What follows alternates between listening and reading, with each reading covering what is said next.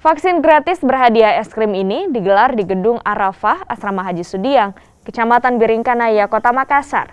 Tak hanya anak-anak yang mendapatkan hadiah es krim, tapi juga orang dewasa yang mengikuti vaksinasi. Hadiah es krim sengaja diberikan sebagai booster agar peserta vaksin merasa senang usai divaksin COVID-19. Berapa? Satu. Vaksin satu. Sebelumnya kenapa baru mau vaksin sekarang? Karena sekolah offline, karena mau sekolah offline.